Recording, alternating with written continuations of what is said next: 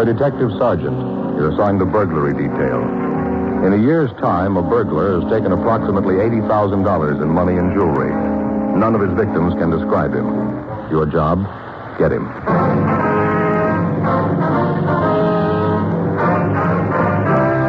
Dragnet, the documented drama of an actual crime. For the next 30 minutes, in cooperation with the Los Angeles Police Department, you will travel step by step on the side of the law through an actual case transcribed from official police files. From beginning to end, from crime to punishment, Dragnet is the story of your police force in action. It was Tuesday, July 10th. It was hot in Los Angeles. We were working the day watch out of burglary detail. My partner is Frank Smith. The boss is Captain Wisdom. My name's Friday. It was 8:02 a.m. when I got to room 45. Burglary. That you, Joe? Yeah. How about that fight last night, huh? Did you see it on Channel 4? No, I started to watch it. The set went on. Picture tube? I don't know, Joe. Picture got all fuzzy and started to wobble. You know, like when an airplane goes over between the set and the transmitter. Oh, yeah, I know. The set's been acting up lately. I thought there might be something wrong with the aerial, so I figured I'd take a look at it. Got the ladder out, got up on the roof. Sure enough, one of the wires on the thing was off. Just hanging by a little bit of the rubber coating. Climbed back down to get the wire cutters to fix it. Couldn't find them. Had to use scissors to strip the insulation off the wire.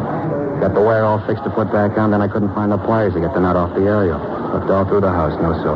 What'd you do? Nothing I could do. Try to get the nut off with the scissors. Broke them. Finally went back into the house to listen to the radio. Fight was over.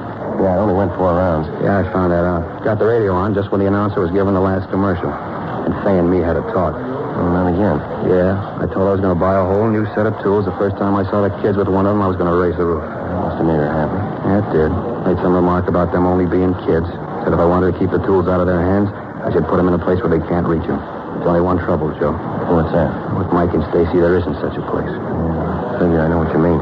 It's sure a good fight, though. It's too bad you missed it. Yeah. Friday, Smith? Yeah, Skipper. Right here, will you? Thanks. Skipper, what's up? Sit down. Just got a call from the Wilshire Division. That string of burglaries I've had out there. They can't spare the men to give this thing the time it looks like it's going to take to turn it. Yeah. So I'm putting you two on it. And here's all the crime reports on it. Looks like they've been busy. A lot of reports here. What's he pick on? Money and jewelry. Uses a celluloid strip to get into the houses. Not much unusual about that. No. According to the reports, he's been hitting around 3:30 to 6 in the afternoon. Yeah, he evidently rings the bell first to see if there's anybody in the house. And then if there isn't, he uses a celluloid to open the door. Goes through the house and then leaves by the back door. What's this bit here about the glass of milk? Well, that's the one part of his M.O. that's new. It seems every place he goes into, he has a glass of milk before he leaves. Any prints on the glass? Haven't found any yet. Seems to wipe the glass clean before he leaves. Stats office come up with anything on the M.O.? Nothing hasn't been checked out. The leads they gave us didn't go anyplace. How about the victims? Any of them ever see the guy? No, not good. A couple of them have caught glimpses of him leaving the house. Didn't realize at the time that he'd just come from their place.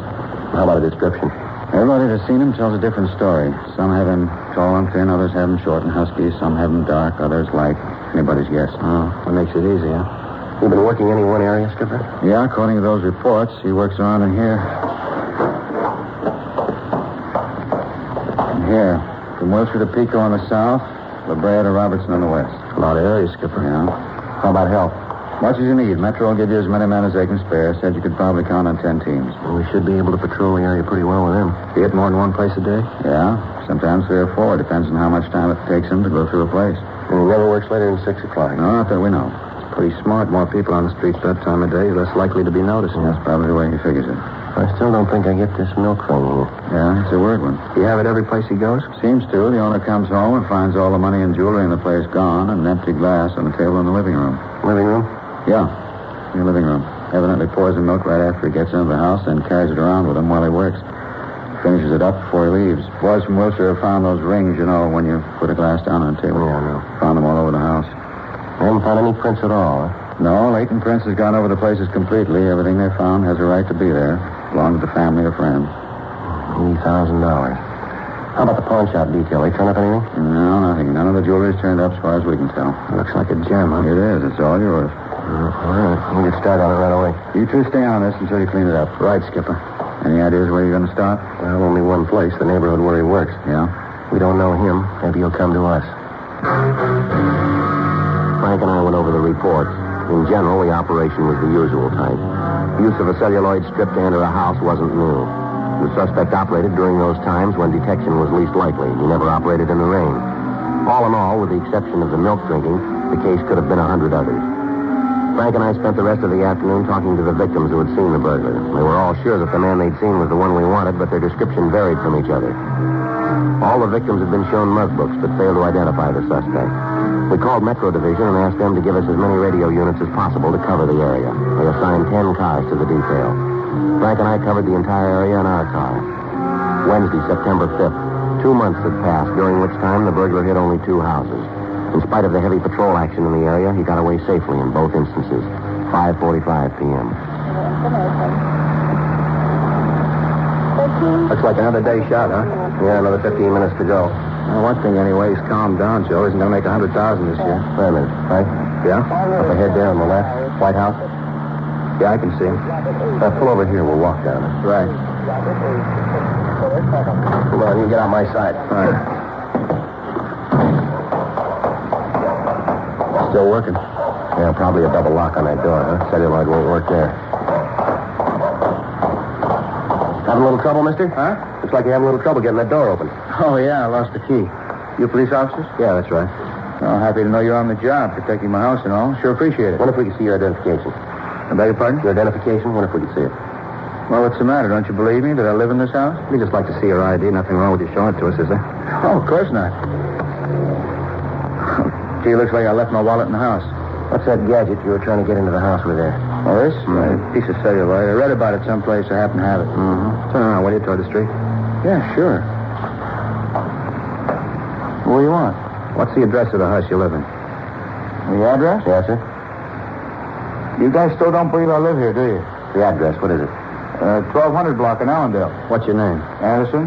Jack Anderson. Maybe you can explain why the name of the mailbox is Radcliffe, huh? Well, yeah, sure I can explain. You see, I'm just visiting here. Summer vacation, just out here a couple of weeks. All right, mister, stand still. Hey, wait a minute, what's going on? You got no right to Stand search me. still. How about this wallet? Is it yours? Yeah. Oh, come on, give it back now. Let's take a look here. You said your name was Anderson, is that right? Well, yeah, but I can explain that. Yeah, I hope so. It's going to be a little involved, though. Oh, what's wrong? 2 things, wrong house and wrong identification. Frank and I took the suspect back to the city hall for interrogation. Although he gave us the name Jack Anderson, all his identification bore the name Robert Red Neal. We ran the name through R&I. Neal had several previous arrests on burglary charges. According to the record, there were no wants on him at the time. 6:20 p.m. Frank and I questioned Neal. All right, Neil, come on off it. Okay, so you know I don't live in the house. It looks like one I do live in. I just made a mistake, that's all. They build all these houses out here so they look Well, alike. look, Neal, don't ask us to believe that one. I'm not asking you to believe anything but the truth, and I'm telling you that. Sure, now what about your record? Well, what about it? A lot of burglary charges. All right, I did a little time. Now, what's that prove? I'm going straight now. You still can't come up with a story to tell why you were trying to get into that house. I told you, I thought it belonged to a friend of mine. What's his name? I don't remember. You like milk, Neal? Huh? You like milk? Look, I don't get this. What are you trying to Just prove? answer the question. Do you like milk? I can take it or leave it alone. I'm a big boy now. Sometimes I drink coffee. How long you been in town, Neal? Couple of weeks. Why? Where were you before you got here? Up north. Where up north? Down Sacramento. What'd you do up there? A few odd jobs. Look, if you guys are going to book me, then do it. Let's get this yak over A couple of with. things we want to settle first, Neal. What? How long were you up north? I guess it's been about 6-7 months. 7 months. You got any way of proving that? Look, why should I have to prove anything? You guys figure you got a rap you can stick me with? Okay, try it. Book me in. Look, don't press, Neal. Can you prove you're up north for the last 7 months? Yeah, it shouldn't be any trouble at all. Who do we talk to? The sheriff up there, he had me in the can. After waiting for 2 months, the one suspect we were able to turn had an alibi that we couldn't shake. Frank and I went back to rolling stakeout. The burglaries continued. Evidently, the burglar was getting more and more reckless. The police cars in the area were acting as less of a deterrent to his activities. In 2 weeks, he looted 16 homes. A week of bad weather brought his operation to a standstill, but as soon as the rain cleared, he went back to work. Tuesday, October 9th, we got a call from an elderly woman who said that she had information regarding the burglaries. Frank and I drove over to talk to her. Won't you sit down, officers? Thank you, ma'am. Yes, ma'am. Now, Miss Blair, you said on the phone that you had something to tell us about the burglary. Yes, I have. Would you like a little something to eat? Sandwich, coffee? I just took some cookies out of the oven. Maybe you'd like some of those and a glass of milk. No, ma'am. Thanks just the same. Now, could you just tell us what you know, please? Well, I feel a little silly about it, officer. At first, I didn't think I'd say anything about it, but then I got to thinking. I figured it might be better if I did tell you. Yes, ma'am. It's about the burglaries, you know. Yes, ma'am. That's what you said on the phone. Phone? Oh, yes. You mean when I called you? Yes, Miss Black. Now, if you'd please tell us what it is that you have here. Of course. I guess I'm just being a coward about it, not telling you right out, but when you hear the whole story, you'll understand. Yes, ma'am. You see, I went out to the store yesterday afternoon, had a sale on frozen foods down at the supermarket. Wonderful bargains. Fruit juice at 12 cents a can. Prices on vegetables where you just wouldn't believe it. We understand that, ma'am. Now, how about the burglaries? Oh, yes. Well, I went to the market about 2:30. That's when I left the house. Normally, I meet my husband after work, and he brings me home. Only yesterday he didn't. He had some work to do at his office. He's in real estate. Yes, ma'am. Well, yesterday he didn't bring me home. I caught a ride with that nice Mrs. Coddington. Lives 2 doors down. She brought me home yesterday. I got here about 3:45. Remember looking at the mantel clock when I came in? That one there. Yes, ma'am. Clock has always kept perfect time. Wedding present. Lovely thing. Yes, ma'am. It's very nice. Isn't it though? The gold work on the face. Ma'am, we don't like to be rude, but if you just tell us what you know about the burglaries. Well, certainly. You see, I came into the house, and there he was. Ma'am? The burglar. There he was in the hall, drinking a glass of milk. Such a nice-looking boy. Just stood there for a minute drinking the milk. Well, what did he do when he saw you? And he put the milk down on the telephone table, and then he started to run to the back door. I told him to stop. Did he? Not at first. Then I told him that my husband was out in back, out in the garage. He stopped then. Go on, ma'am. I asked him what he was doing in my house. What did he say? Well, nothing, really. He just stammered around, said that maybe he'd made a mistake. I told him that I guess he had, breaking into somebody's house. Just terrible, officer. Like to scare the wits out of me. Yes, ma'am. I started to tell him how he should be ashamed of himself for stealing from other people. I really told him. I said, you know, we haven't got that much that we can have people like you come in here and steal. Then I picked up the phone and started to call the police. That's when he started to cry. He started to cry? Yes, just like a little boy. Put his hands up to his face and the tears just streamed down his cheeks. What happened then, Mrs. Black? Well, when I saw him cry, he looked so small, like such a little boy, that I went over to him and comforted him. You wouldn't get in touch with the police, ma'am? Well, no. Oh, I suppose I should have, but I didn't. When I got the boy calmed down, he told me that he didn't know what he'd do if his family found out about it. He told me about his mother and how she died when he was just a baby and how his sister raised him. He said she was just a couple of years older than him. I asked about his father, and he said that his father was a drunk, that he had to bring in what money the family needed. Said that his sister was sick, bad heart, and at the shock of his being arrested to kill her. Well, now, I ask you, officers, what could I do? Well, what did you do, Miss Black? I told him to sit down. I wanted to talk to him. We went out in the kitchen, and I asked him if he was hungry. You know, growing boy and all. I thought he might like a sandwich or something. He said that he didn't want any to eat, but he said he would like a glass of milk, so I poured him one. You said that you'd talked with him? Yes, I thought that maybe I could talk him out of continuing this way, stealing. I asked him if he had a job, something to earn an honest living. Yes, ma'am. He told me that he'd tried to find work after school, but anything he'd get just didn't pay him enough. He tried to get along on the money, but it just wasn't enough. Medicine for his sister and all. Then there was his father, horrible man. But what did he say about his father? Oh, he told me all about him, how he drinks and causes trouble, spends what little money they have on liquor. This boy tell you his name, ma'am? Not at first. He said he didn't want me to turn him in. I told him that I wouldn't, and then he said he was Bob Allison. Did he tell you where he lived? Not exactly. Said someplace out on East Los Angeles. I got the idea that he wasn't too proud of his home. Can't say that I blame him. How about a description, ma'am, what he looked like? Well, now let me think. Well, I'd say he was young, about 17, maybe 18. Such a young man to be doing something like this. How tall would you say he was, ma'am? Tall? Oh, I guess as tall as you are. Maybe just a teeny bit taller. That'd make him about 6 feet. Yes, I guess so. How about his build, ma'am? Oh, nice, broad shoulders. You got no idea how I felt when I thought about this boy being a thief. It's terrible. Yes, ma'am. So would you say he was heavy or slight? About how much would you say he weighed? No, I'm bad at guessing people's weight. It'd be difficult to say. Well, ma'am, would you say he was as heavy as I am? Yes, about your weight. How about the color of his hair? Light, nice blonde hair. He had a little wave right here in front, blue eyes. Looked like such a little boy when he cried. Yes, ma'am. Was there anything unusual about him that you might have noticed? Scars, moles, anything like that? No, not a thing. How about the way he talked? Anything unusual there, maybe? Sorry. How about his clothes, Mrs. Blair? How was he dressed? A pair of slacks, a white shirt, and no tie. A button was missing from his shirt. Poor boy probably hasn't got anyone to take care of his clothes. Had on a school sweater. You know the kind that the seniors get when they're going to graduate? Has the initial of a school on it and no stripes on the sleeve. Yes, ma'am. What was the initial on the sweater? There wasn't one. It had been taken off.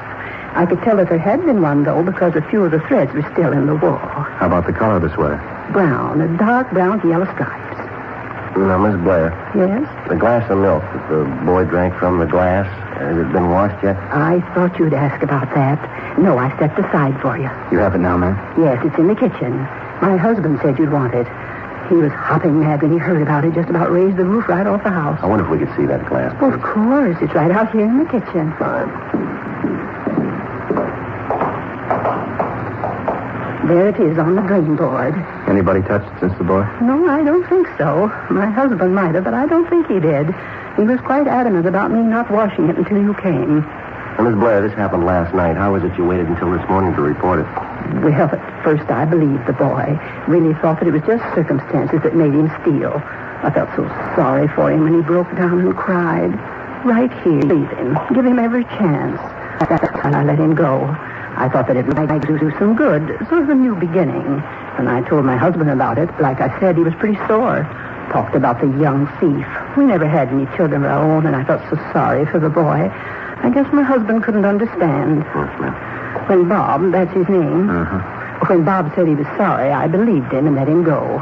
Just let him walk right out of the house. My husband got home and I told him. He said to call you. I tried to talk to Sam, that's my husband, make him understand, but he insisted. And then this morning, of course, I agreed with him, and so I called you. Well, why was that, ma'am? Bob stole my watch.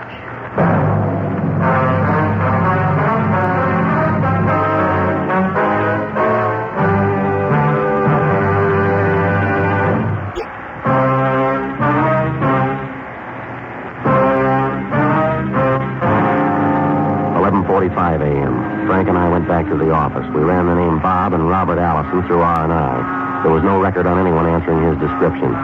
We got out a local broadcast and an APB on him. Mrs. Blair went over the mug books but was unable to identify the boy. Frank got in touch with the Board of Education and asked for the name of the school using the colors brown and gold.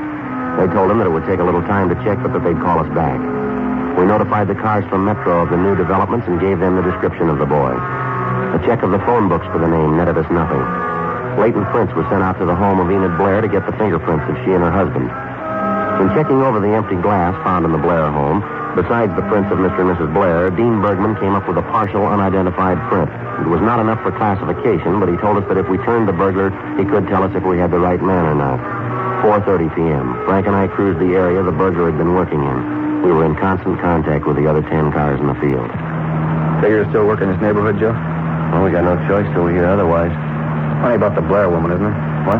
You know, turning the kid loose. Sure must have put on a show. Yeah, sure. What time you got? 4:38. Got another hour and a half. Frank? Yeah, Joe. Up ahead there in the corner? Yeah, brown sweater could be. All right, let's go. He sees us making a break through that yard there. Come on. All right, hold it up there. He isn't stopping. Going around that garage. I'll try and head him off. All right, watch it.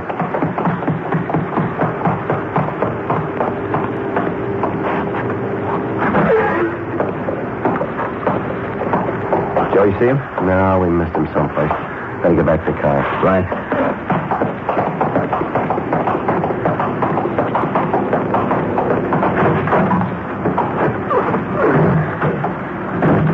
I'll call in here. All right.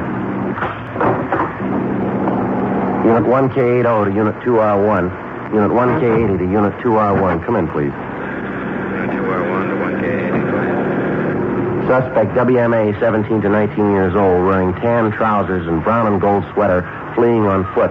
Last seen going east on Chalmers Drive at corner of Spalding Avenue. Please block at Chalmers and Hayworth. Repeat, please block at Chalmers and Hayworth.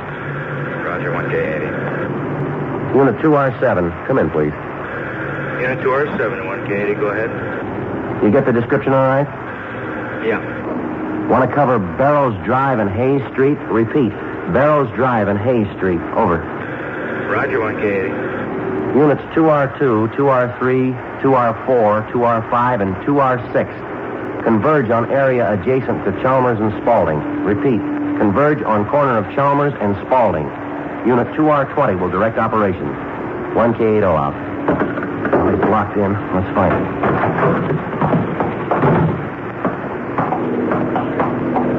We knew the suspect was in the blockaded area. With the units from Metro Division blocking the street, there was no escape for him. Frank and I walked down Spaulding Avenue. Down the street, we could see Unit 2R20 getting into position. Sergeant Masters was directing the operations from there.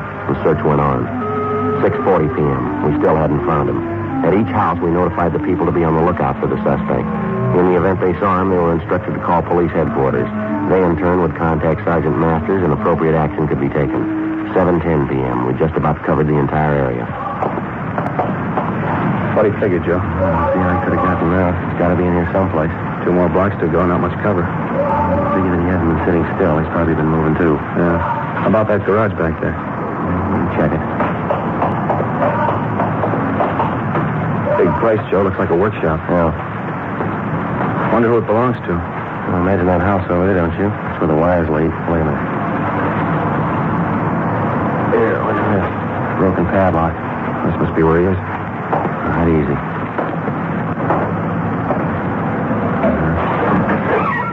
All right, young fella, come on out. What do you think? Oh, there's no other door. Come on. All right, come on, boy. Give it up. We know you're in here. How about the lights, Joe? Yeah, I got him. Bigger inside than it looks. Dozen places he could be hiding. Yeah, you want to check over there, back of those legs? I'll take this side. Right. Don't send him over here. How about you? No. How about that balcony up there? The wooden paint cans, see up there? Yeah. Somebody could hide up there. All right, I'll take a look. Take it easy, Joe. Yeah. All right, give it up, fella. You got no place to go. Watch it, Joe. Those paint cans. Let me go. Frank. Yeah, Joe, I got it. Get away. Get away. All right, watch it, Frank. I see. Ow! All right, come here, you.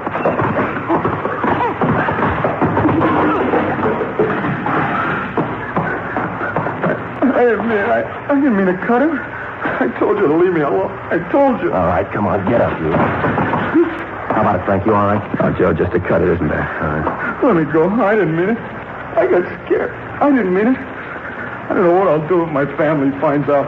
Yeah, sure. You going to tell us about your sister, the one who was sick, and your drunken father? Huh? Well, are we going to get the full treatment here, the same one you gave Miss Blair? She told you, huh? Yeah, she told us. What's your name, boy? Akins. Robert Akins. Guess you got me tagged for the jobs, huh? Yeah, we got you tagged. Lousy deal. I thought for sure I had her figured. Crummy deal all the way around. Never should have started it. All I got was a lot of cheap jewelry and a little money. What do you mean, cheap jewelry? Our reports show you got a little better than 80,000. 80,000? That's a laugh. A lot of costume junk, little money. 80,000. Somebody's been giving you a snow job. When I didn't throw away, I still got cheap costume junk, that's all. All right, Akins, let's go. Yeah. Should have known not to trust that Blair woman. Should have known. I was caught before, a couple of times. All right. Yeah, a couple of times. They let me go. Started to cry. Gave them that story about my sister. They let me go. It was the crying that really did it, though. As soon as I started to boil, they turned me loose. Good gimmick, huh, crying? Yeah, sure. Don't try it on the jury. It won't work.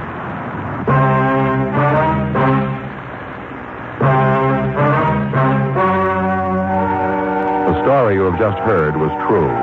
The names were changed to protect the innocent.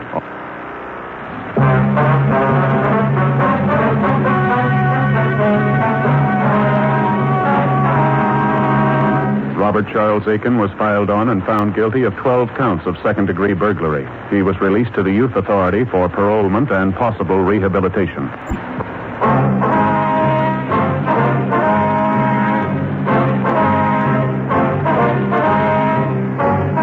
You have just heard Dragnet. Dragnet, a series of authentic cases from official files. Technical advice comes from the Office of Chief of Police W.H. Parker, Los Angeles Police Department. Technical advisors Captain Jack Donahoe, Sergeant Marty Wynn, Sergeant Vance Brasher. Heard tonight were Herb Ellis, June Whitley, Jack Crucian. Script by John Robinson. Music by Walter Schumann. Hal Gibney speaking.